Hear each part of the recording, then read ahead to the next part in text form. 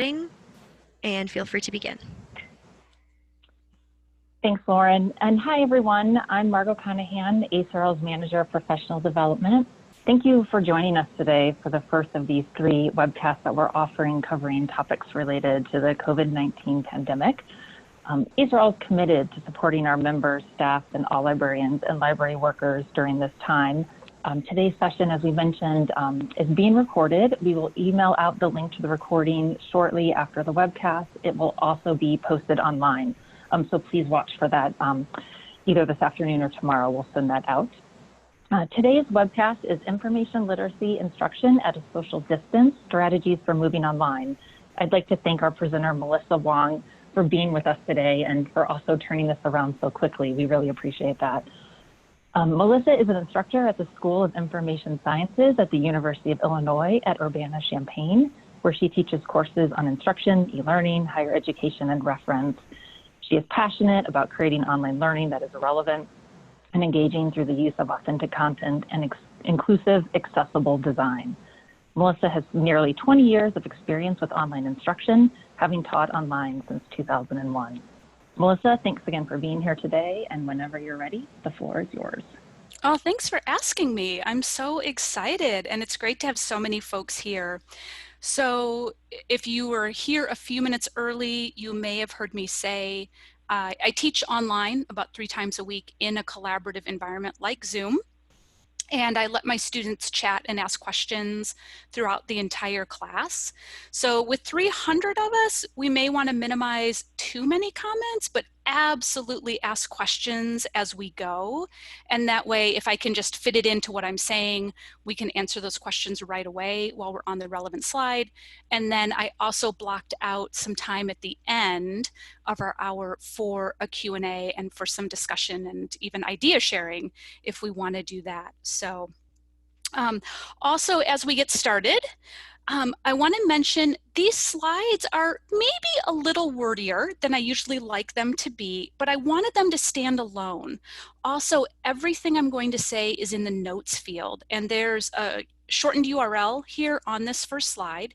If you go to that URL, it will take you to a Google folder, which has the materials that I'm using today, including the slides, and they really should stand on their own. So there will be a recording of today's webinar available that you could share with colleagues. But also, if you miss something, you can go back and look at the slides and the notes. You're welcome to share those slides and notes with your colleagues. And I think they would really get the gist of what I'm saying just from reading through those notes. So those are there for you and your colleagues if you need them. There's also some handouts and things in that Google folder that you can check out. Okay, so with that, here we go. And by the way, I see a couple former students. It's fantastic to see you, so welcome. It's so fun to see familiar names. Okay, so let me say to start, before we even get into talking about how to design online information literacy instruction, I want us to have a little bit of a reality check, right? It's really stressful times.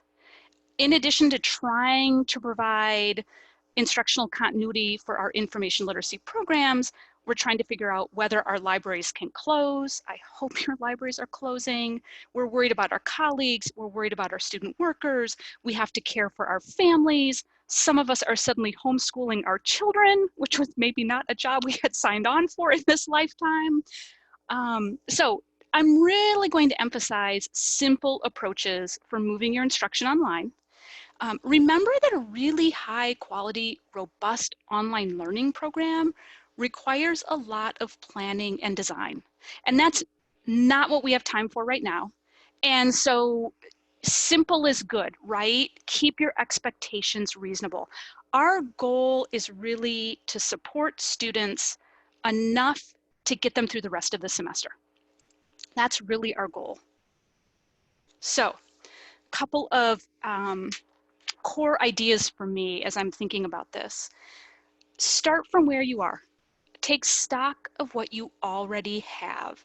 You've got LibGuides, maybe you've got videos, maybe you've got tutorials. Figure out how you can repurpose that content. You don't need to create an online instructional program from scratch. Second, keep it simple. Not only is this going to be easier for you, but it's going to be easier for students. And I'm going to, in a few minutes, talk about why it's going to be so important to keep this simple for our students. And then third, don't do more than you can do. You know, if you're an overachieving perfectionist like me, that's really hard, right? Like that's really hard. But this is an opportunity to practice letting go. Give yourself permission to stop at good enough and encourage your colleagues to do the same. Remember also that students are really stressed as well. They have a lot going on. They are suddenly enrolled in a distance education program that they did not sign on for. They may not have the technology they need for distance education. They may have had to leave your campus and your residence halls in a hurry. They may have lost jobs. They may be facing reduced income. Maybe they're working in jobs that expose them to the public. Like we are, they're trying to self-quarantine, they're trying to homeschool children, right? They have a lot going on. They may not care about information literacy right now, and that's okay. It is totally okay. Focus on teaching them, again, just enough to get through the papers and projects they need to do to finish the semester. If you can take what was an hour-long information literacy class and condense it into a 30-minute crash course on finding articles, fantastic. They will thank you for it. Recommend 3 databases, not 10. And then just emphasize that they can contact you for help when they need it. So simple is good for us, simple is going to be good for them. Another really vital point as we pivot online is that we do everything we can to serve all of our students. Many students do not have computers or laptops. They were dependent on our computer labs for access to the internet. They may not have broadband wireless at home. That's particularly true if your students are living in rural communities. Remember that public libraries are closing. It's not safe to go hang out at a coffee shop if they're even open. Also, students who've moved home may be sharing devices with family members. And they are highly likely to be accessing content on their phones. That was true even before the coronavirus shutdowns. It's going to be even more true now. So we really want to think about creating instruction that they can access on their phone.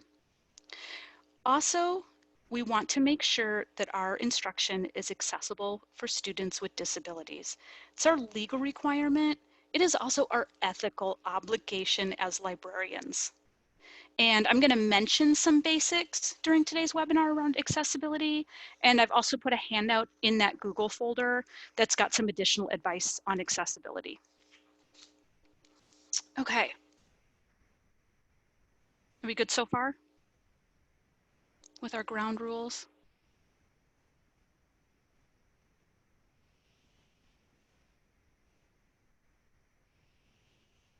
Great.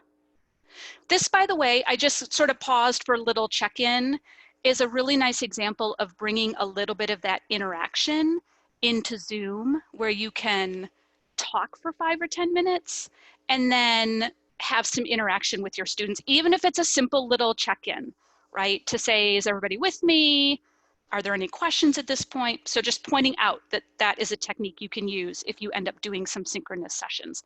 But before we do that, I want to talk about, should you go synchronous or asynchronous with your instruction? So last week, as schools were closing, there was a lot of chatter about moving everything to Zoom, right? Everything was going to go synchronous within a couple of days. I have a lot of experience teaching synchronously. I've been doing it for almost 20 years, and I love it. But, big but, I don't think it's appropriate for everyone or even necessary at this time. And so as a first step in moving your information literacy program online, you really want to think about whether you want to go synchronous, asynchronous, or a combination of both. And I'm going to talk about some advantages and disadvantages of both of those formats.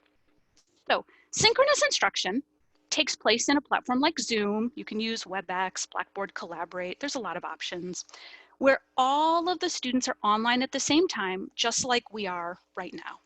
Instructors can show slides, they can lecture, they can demonstrate databases using desktop. You can lead a chat discussion, you can have students speak on the mic, you can even break students into small groups for active learning. So synchronous instruction offers a lot of advantages. You can reuse your existing lectures. So if you feel like you've got some really good content you deliver in the classroom, you would be able to roll that over to something like Zoom pretty easily and quickly. You've also got that ability to have a real-time discussion or learning activity, which can be really powerful. And of course, you've got the opportunity to answer student questions, just like you would in a face-to-face class. Also, being online all together can really foster a sense of community that I think is really important in a time period that's pretty stressful for everyone, right? But it also has some real disadvantages. First of all, something like Zoom or Collaborate is going to require a higher bandwidth. And that's going to be a problem for students who lack a strong internet connection or have limited data plans. It may also be harder to access over a smartphone, especially if you're hoping to do things like database demonstrations and group work. So you want to recognize those limitations. As somebody pointed out in the chat, students may be leaving your campus and dispersing to a lot of different time zones. And so if you're doing a live session, a synchronous session at what is their normal class time, maybe that's 8 a.m. for you on the East Coast, but they've now moved home to the West Coast in California with me. Now suddenly that class is happening at 5 a.m. So that gets a little difficult, right? It's just an added stress. Also, there's a learning curve. If you haven't used Zoom a lot, you may feel like there's going to be a learning curve for you to suddenly pivot to that kind of online instruction. Asynchronous instruction is a combination of written materials and videos or tutorials that students can work through at their own pace. So an asynchronous lesson, you could push that out through a course management system. You could turn it into a PDF that you send out through the course management system or through email to students, or you could even host it on a platform like LibGuides, which I'm betting a lot of us already use. Now, asynchronous instruction is going to feel less flashy, right? But it has a lot of advantages. It's much lower bandwidth. It's potentially easier to access on a smartphone, and students can take it whenever they want. So it gives them a lot of flexibility, especially again, as they're doing things like moving out of housing, taking care of children, dealing with work disruptions, and everything else that we're all going through. From our standpoint as librarians, we can also use the tools that we're already familiar with. So you can create really good asynchronous instruction with things like Word and your LibGuides, screencasting software that you might already be familiar with using, and you can recycle content that you have. So you've got these LibGuides, you've got videos on your website, you can recycle those into asynchronous instruction. Also, once you have one asynchronous lesson done, it becomes a template that you could replicate for multiple courses. So especially those of you who are at large institutions, you're suddenly trying to support a lot of classes really, really quickly, you may want something that's easy to replicate.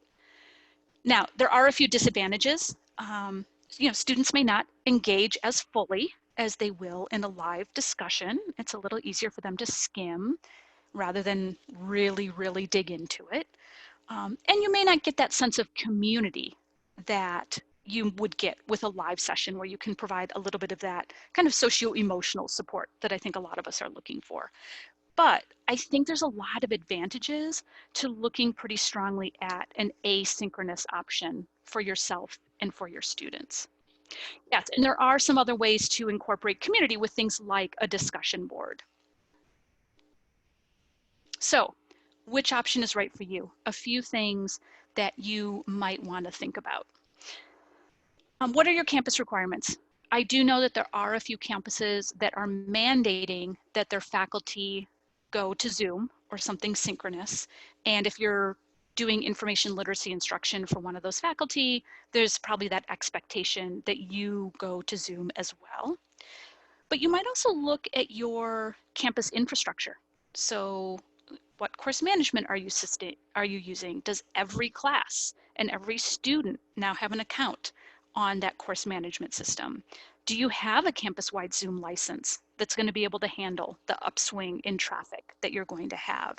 Do you have a help desk that can troubleshoot problems as students are trying to log in?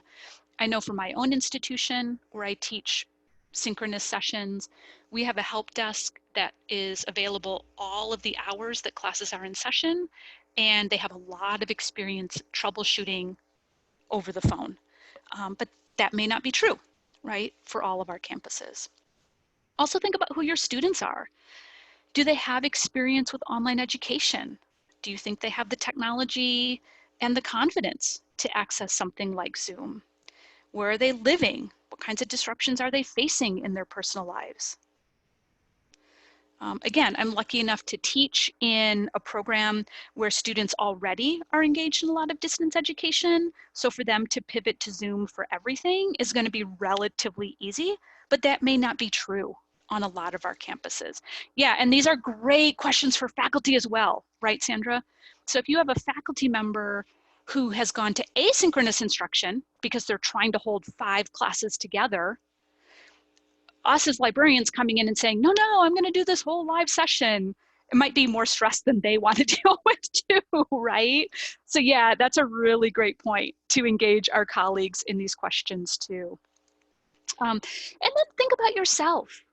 So how comfortable are you teaching?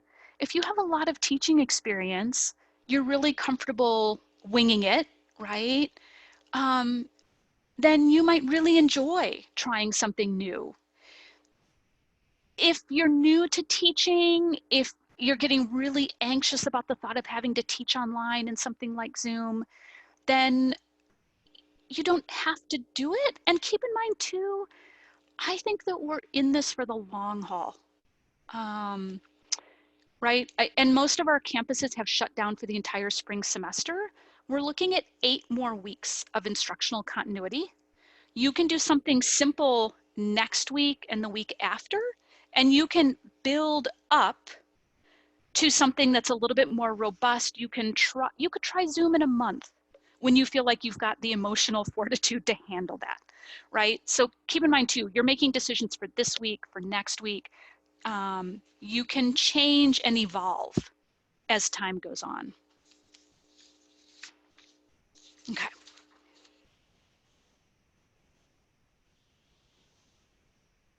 Just checking my notes. Sometimes with my own classes, I'm a little freewheeling, and I'm not used to being constrained to only an hour, and I really want to have time for Q&A, so I gotta force myself to stick to my notes. So what I'm gonna do now is give you a model for what asynchronous information literacy instruction might look like. And I'm going to give you some tips and recommend a couple of resources. And then I'm going to do the same thing for synchronous instruction. So let's look at what that could look like. I'll share some tips with you from my own experience and suggest a couple of resources. So let's say you want to do asynchronous information literacy. Again, envision yourself writing a document that leads students step by step through a series of maybe short readings, some videos, maybe a little tutorial or an activity. So you're going to start with, of course, determining your learning outcomes. What do students need to learn right now to get that paper or project done and finish their semester? And then do your planning. Based on your outcomes, what could students read or watch or do to master those outcomes? And then look at what you already have. So what have you already got? Maybe something that you've written that you could pull a couple paragraphs out of and recycle, the videos you've got on your website, content that's in your LibGuides, right? Look at what you can pull and then figure out if you need to write or create anything new. keep in mind if you're writing or creating anything new, it can be simple. It doesn't have to be the most sophisticated video you've ever created. I do not think your students are going to be judging you at this point. They will be thrilled that they've got something to help them through the semester. You're going to take all that content and you're going to write out step-by-step directions for students to follow. That's the lesson. Number 1, do this. Number 2, watch this video. And then you figure out how to share it with students. Are you going to email it? Is this going to be a PDF that the instructor puts into the learning management system, right? How are you going to share it? And I've got an example. This is actually the example that is also in that Google folder. So this one, I would put a nice little introductory welcome message from you, the librarian, and then step by step. So step 1, they're going to review their research paper assignment, maybe remind them that by now they should have a topic, and then reiterate what's really key. They need 6 sources. Step 2, they're going to watch an introduction to the library's databases. And notice what I've done is for each thing I want them to do, I give them a little introduction, and then I link them to something like a video. You definitely could write more content. Sometimes for my own students, if it's an asynchronous lesson, I'll have them read 2 or 3 paragraphs. I'll add in some kind of image like a graphic organizer or a table or maybe a Venn diagram. But really try to chunk it up for them. This helps them see the organization of the major ideas that they're learning. It also allows them to stop and start. And so I say to students, you can do half of it today and finish it later in the week. You could bite off a chunk at a time, but we're really going to chunk that content up for them. The example that I put in the Google folder for you, I actually linked to a couple of example videos from different institutions out on the web. So keep in mind that in addition to creating your own content, you might go see what's already out there that other librarians that you have, what is already out there that other people have created that you could ask to use. So that, again, you're not creating everything yourself from scratch this week.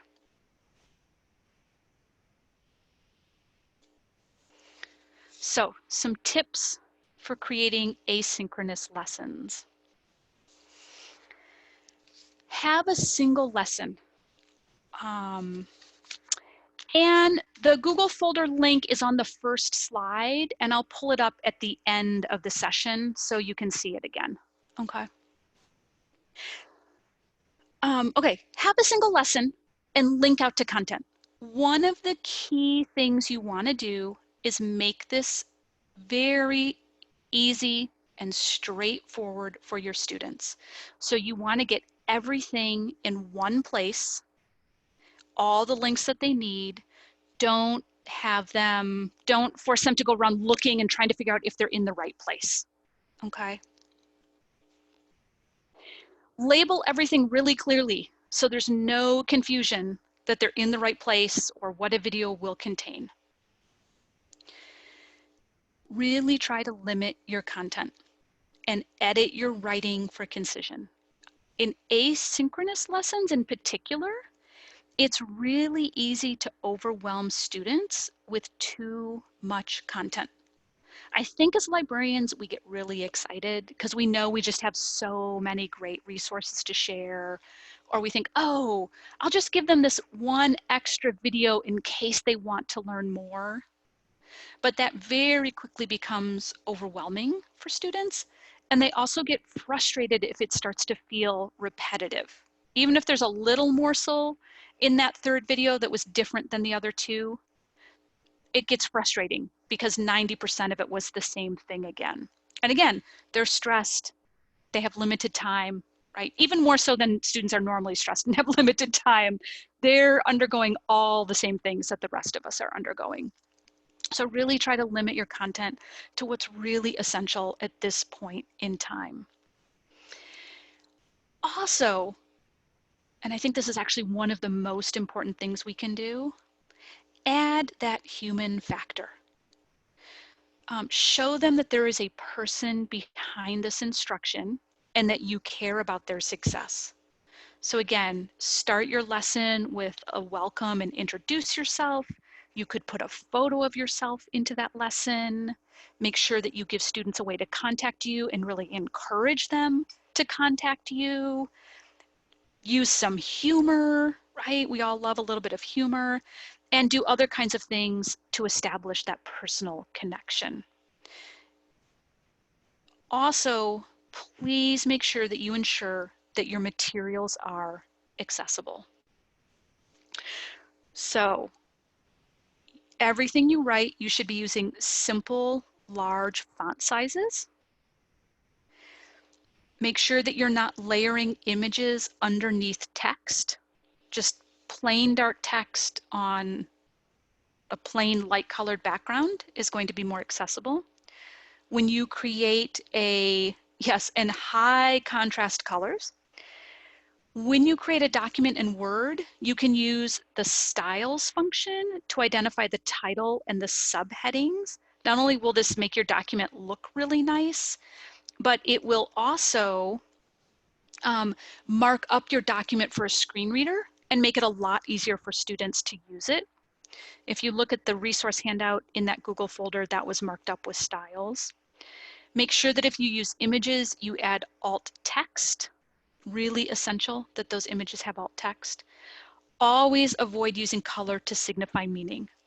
So for instance, we wouldn't want a bar graph where one set of data is in red and one set of data is in green, because for a student who is colorblind, that they aren't going to be able to see that. Okay, so yeah, avoid using color for that. And when you create videos, caption them. I know it takes a little extra time. It is really important that you caption your videos. First of all, it's your institution's legal responsibility. So you're actually breaking the law if your videos aren't captioned. But again, this is an ethical obligation, right? And keep in mind that while we often think about captioning for students who have a hearing disability, those captions are used by a lot of other people. They are used by students who might be studying late at night when other family members are sleeping. They are used by international students who maybe want to check vocabulary. Right? There's all kinds of reasons why people use captions. So really important you do that. Most video creation software these days will do automatic captioning. One thing I want to mention is that automatic captioning is about 90% accurate. It doesn't meet the legal standard for accessibility. And because it's still going to have some errors. YouTube's automatic captions tend to not have punctuation. So it looks like your entire 7-minute video is one long sentence. And I don't think that's the way you spoke. Also, it sometimes doesn't recognize names and library jargon very well. It also depends on how clearly you speak. The good news is all of these screencasting software, sites like YouTube, if your institution uses Kaltura, which is popular for media servers on campus, you can do the automatic captions and then you just have to edit them. So you don't have to sit down and type it in word for word. Just pull up the captions, choose to edit them, and it goes quite quickly. But super, super important. Yeah, and it's not hard, right, Julie? I get it. The first time you do it, it feels weird and awkward, but that's like everything we do. It feels weird and awkward. But once you do it, not that bad. And it's really, really important to get that done. Right, and again, even the software that does the automatic captioning, it's not going to be good enough. We have to go in and just edit them to do some minor corrections. And somebody asked if today's webinar would be captioned. Yes, the recording, after this, I think tomorrow, because you registered, you'll get an email from ACRL. It has a link to the recording and it will have a link to my slides. ACRL eventually, and I think again, this will happen pretty quickly, gets their webinars up on YouTube, and we are going to go in and fix those captions, or I'm going to pull the recording over to the server space I have at Illinois and caption it there. So there'll be a correctly captioned version of this. Okay. Okay, so that's accessibility. Something that my former students who are here can tell you I'm really passionate about. Accessibility is super, super important. Yeah, today we have a live captioner in class, which is super, super fun. I actually can't see it, and I wish I could, because it's really fun to see that. I will tell you, because I'm a couple minutes ahead of my own schedule, if you want, next time we are allowed out of our homes and can have conferences again, if you present using Google Slides, and you can even make your slides in PowerPoint and just import them into Google Slides at the last minute. If you run your conference presentation from Google Slides, it has a live caption feature. It does voice recognition on the fly as you give your talk, and it appears as captions at the bottom of the screen. It is, I would say, 98% accurate. It's unreal how accurate it is. So maybe not as useful right now, since none of us are giving live talks in front of a live audience, but when you're back in front of live students, it is really, really cool.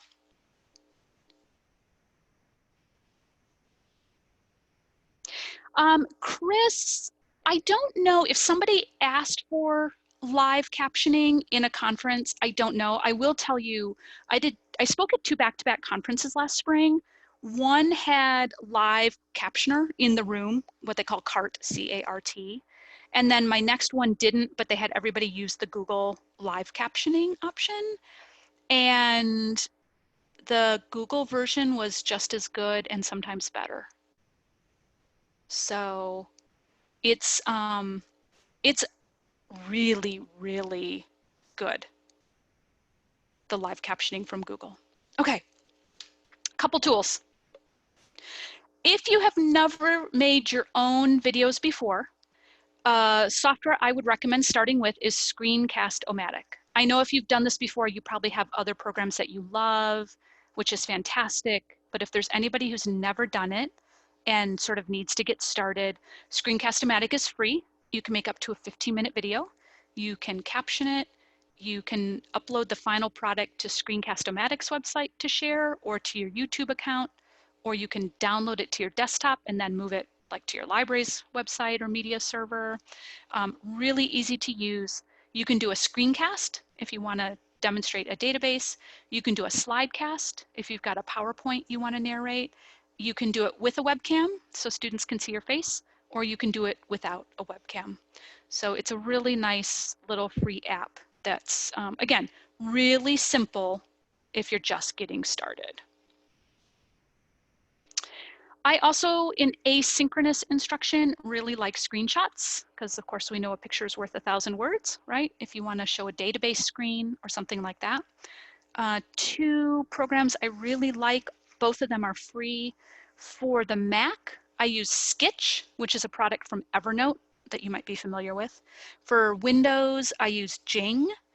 Both of them let you not only do a screen capture, but they also will let you annotate it with things like boxes and arrows and text. So I like that because I can just grab my screenshot, circle something on it, and then send that off to a student or post it in a forum as a reply to explain how to do something, or I can throw it into the middle of an asynchronous lesson, and I don't have to worry about putting the screenshot in and then cropping it and adding the boxes or whatever later. It's just all one nice little quick file. So both of those are super, super easy. Cynthia, the Skitch and the Jing, yeah, because they just save them for you as JPEGs or other, you've usually got a couple of format options that you can pick from. And then again, you can upload it. Oh, I didn't see that TechSmith was free. So TechSmith makes Jing. They have a screen shot software called Snagit that's really nice if you can get it free temporarily.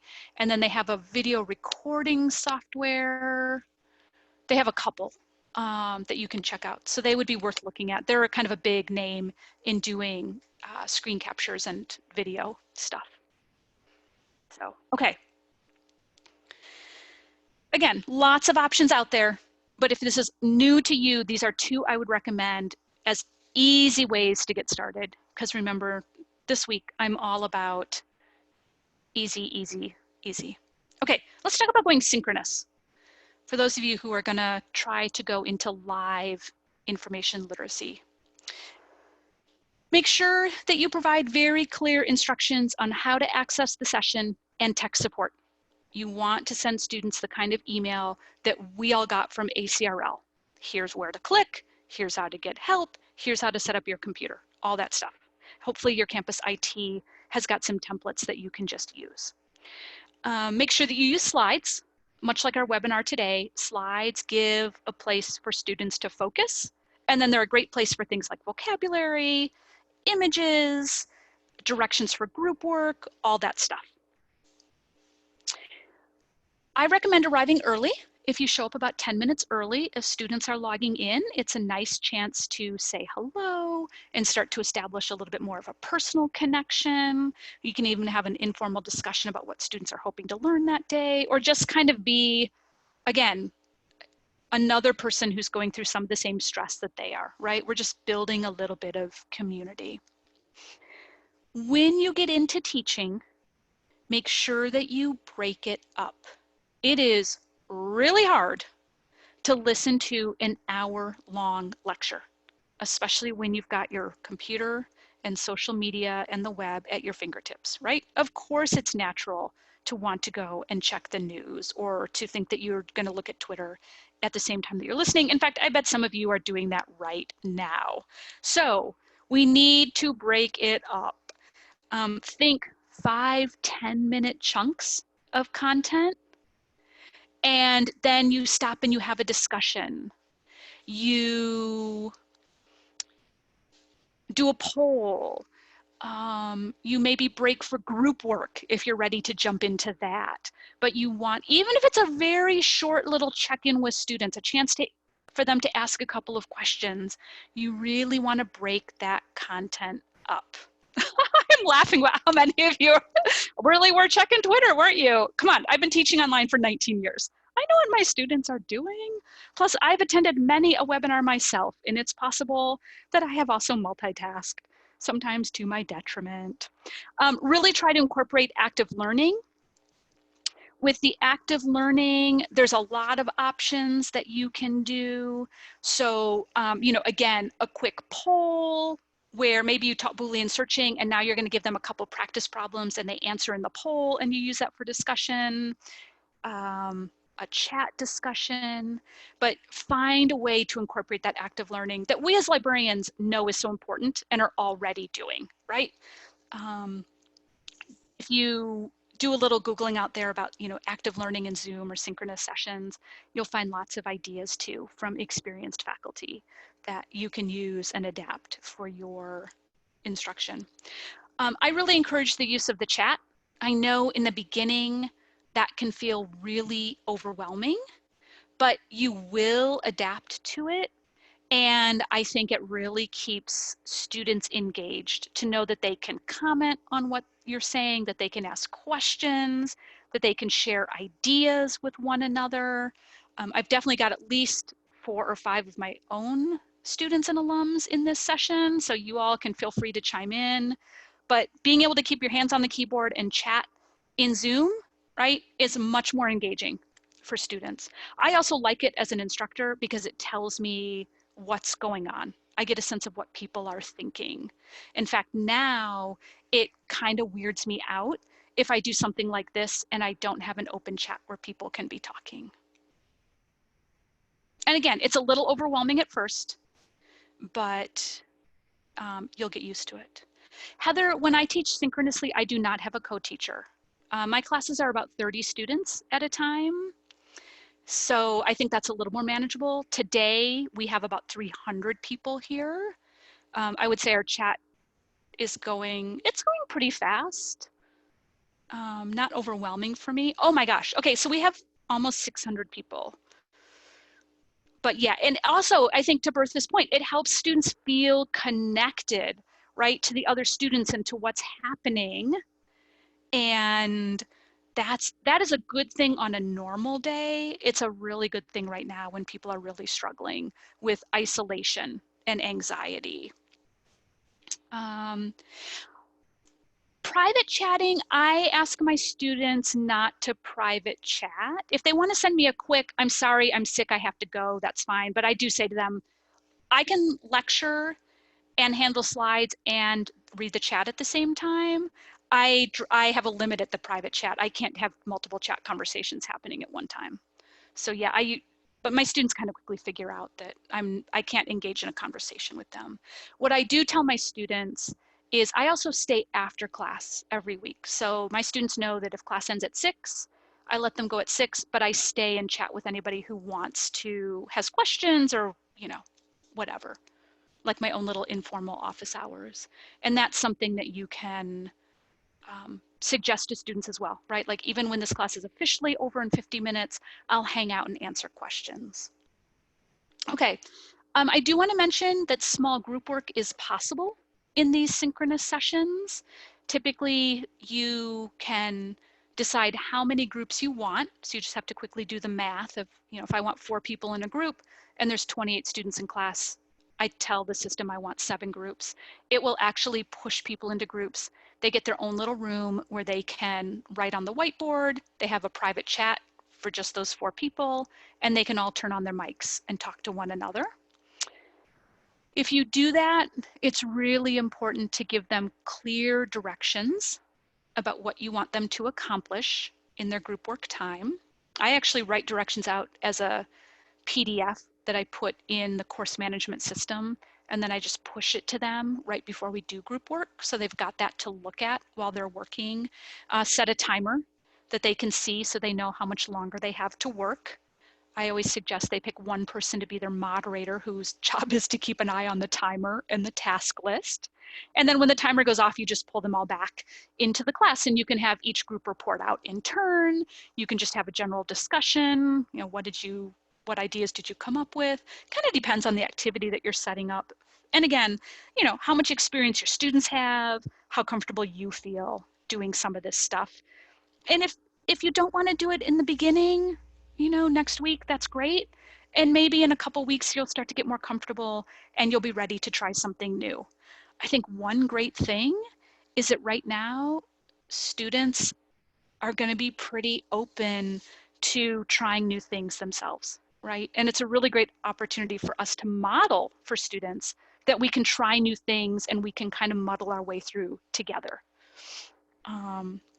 Yeah, and Sandra, there's a little learning curve. It's also helpful to practice ahead of time, right? Find a couple friends and practice. And I love this comment about having a kiddo interruption. I think that's going to be everybody's reality for the next 8 weeks, right? I really find that students are open. If students know that you're trying to do a good job, they will give you some leeway. I also was thinking earlier today, if you've watched the Grammy Awards for the last couple of years, more than one singer has had to stop and start over. So if Adele can stop and start over on national TV, then I feel like maybe our students can give us a little grace on that, right? Okay. All right, let me give you a model of what synchronous might look like. This would be a course outline. I might start with a little welcome and introduction, just like you would in a regular face-to-face information literacy session. Have a nice little chat discussion. I like to have those early on because it establishes kind of a warm climate. Something like, what can I help you learn today? What would be most helpful to you? And then I might do a lecture and a little bit of a poll activity on Boolean searching. Then we might use desktop sharing so I can demonstrate how to search a database. And then we might roll into another kind of lecture / activity on something else like subject headings or citing sources. And that's going to be about your 50 minutes. Leave a few minutes at the end for Q&A. I would suggest everything online takes a little bit longer, especially if you're going to move into any groups or you have to get a poll going. So don't try to tackle too much, especially as everybody's going through this learning curve.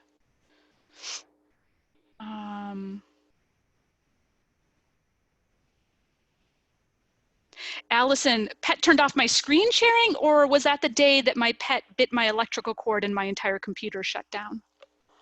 That was a great day, let me just tell you. So also just channel that. I had my cat turn off my computer in the middle of class. But my students were there when I came back 5 minutes later. So, you know, it happens. It happens. Okay. Oh, I really want us to have time for Q&A. So a couple other tips. Bonus tips. When you do things like Zoom or Collaborate or WebEx or whatever platform you're using, don't be afraid to go audio only. You don't have to have the web camera on. It's going to be a lot lower bandwidth if you go audio only. So audio only is totally fine.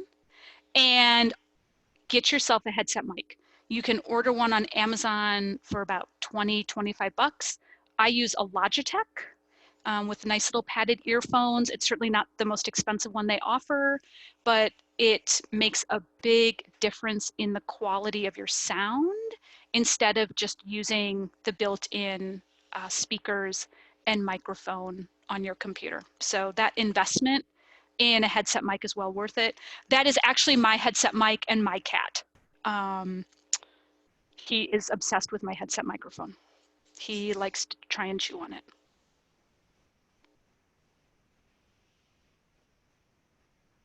Okay, so another favorite resource I'm going to share with you, fantastic for synchronous sessions, is a site called AnswerGarden. I don't know how many people already use it, but it is a free site where you set up a poll. Students type in a word or two, and it creates a word cloud for you on the fly.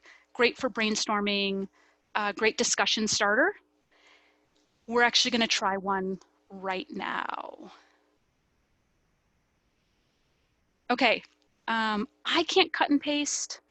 I might be able to type this really fast, or you can just type this into your browser. So you're going to need a second window. And when you get to the AnswerGarden, you will see that the question is, how do you feel about moving your instruction online? There's a link. You should be able, I think it'll work if you click on it. Once you type it in, you can enter a new word if you like. It won't let you enter the same word twice, but you will see that it will start creating a word cloud of our answers. And actually, I just realized because I'm sharing my slides with you, I can't see it. Somebody can tell me if it's working. And if you're done putting in answers, you can just refresh your screen a couple times and you'll see it growing and changing as people enter stuff. So just keep hitting refresh a couple times.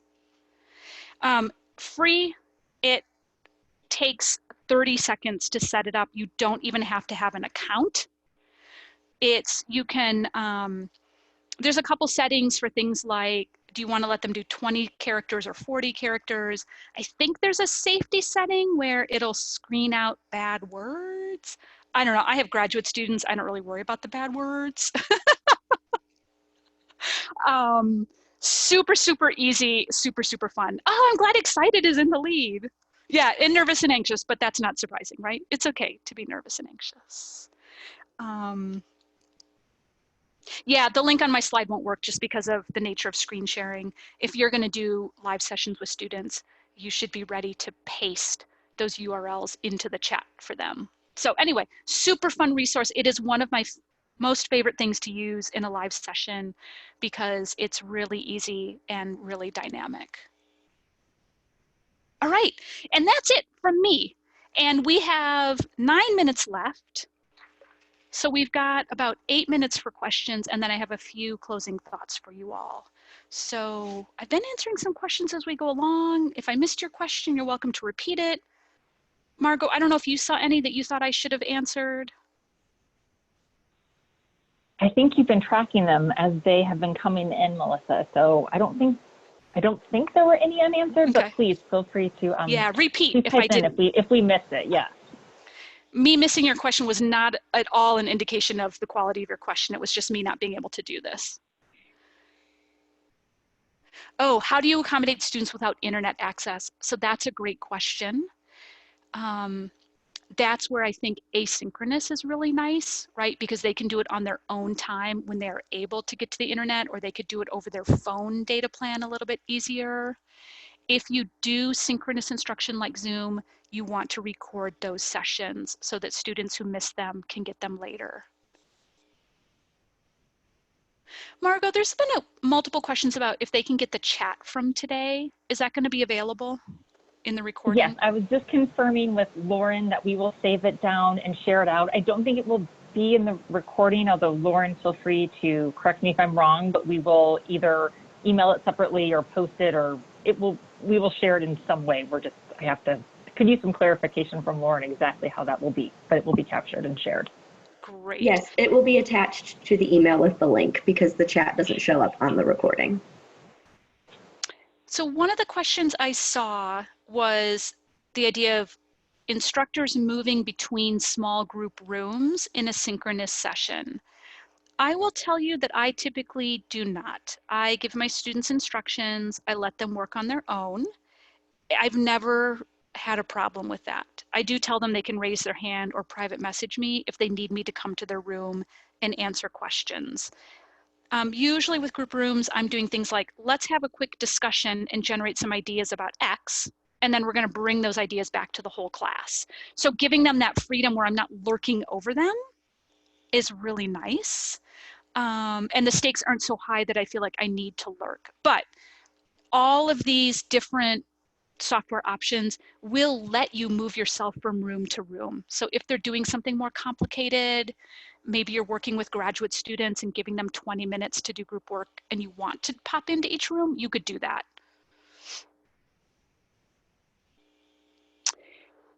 So the question was, do I follow the practices of faculty? I actually am the faculty member at Illinois teaching my own graduate courses. But if I were doing information literacy instruction, especially right now where we've had a lot of change, I would consider following the lead of that faculty member, right? Let's keep it with what students are becoming familiar with. Let's not hit them with something new every couple days. Margot, did I miss some other questions? Oh, I could scroll up. Yeah, there's a bunch that came in that I've tracked over to a Word doc. So if it works for you, I can just sort of start reading them for you to answer great. if that's easier. They kind of came in fast and furious. Yeah, go for it. One of the questions was, what was the link for checking color? Someone shared it way up. So if that wasn't you, if someone else could share that. It wasn't me, but I can recommend one called Color Oracle. That's a little app you download, and it will, when you turn it on, you can see what your documents look like from 3 different kinds of color blindness. I don't know if somebody else recommended a different one, you can stick it into the chat again. Oh, nice. I haven't tried that one. I'm going to write that down. And I will, Color Oracle's not in my handout, but I will add it after this. Okay, sorry. Go ahead, Margot.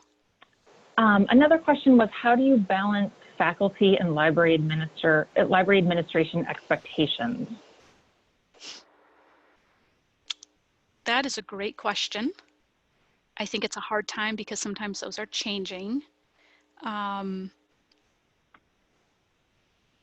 do other folks think?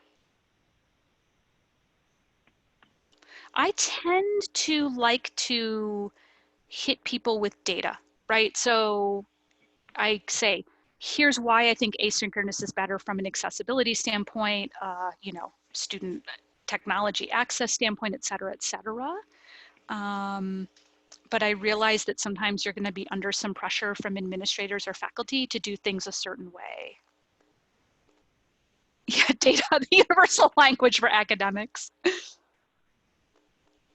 I do want to point out, I don't think, it's not instruction specific, but if you are looking for a little bit of data about what other institutions are doing, Lisa Janicki Hinchliffe and Christine Wolf Eisenberg from Ithaca SNR. They have a survey going on where they're surveying libraries about what they're doing for COVID-19. And there's some pretty good data there that I know some folks have been using to argue for things like closures in their own institution. Because they can point to it and say, look, 200 other institutions have closed their libraries.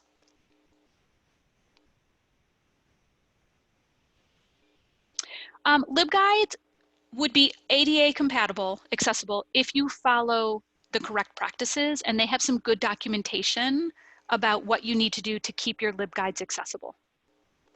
Imogen, I will send those out. Lisa Janicki Hinchliff, and if you go to her Twitter, you can find the survey there, but I will add it to that handout that's in the Google Doc. I'll just update that handout with that as well.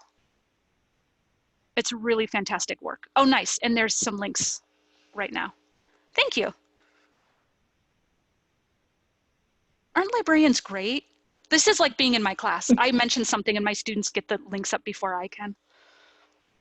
Okay, we've got 2 minutes left. So Margot, I'm gonna go to my end slide. Is that okay? Yep, that's great. Okay. So a few final thoughts for folks. Again, start where you are. So take stock of what you've already got in terms of videos and LibGuides and repurpose what you can. You don't need to build an online program from scratch, right? Because there's a lot of work that needs to be done in the short term. Do what you can. We have a lot of responsibilities. We have a lot of stress in our personal life as well as our work life right now. I know at my own institution, things are changing daily. It's hard to keep track of. So have modest expectations for yourself. And if it's good enough, it's good enough, right?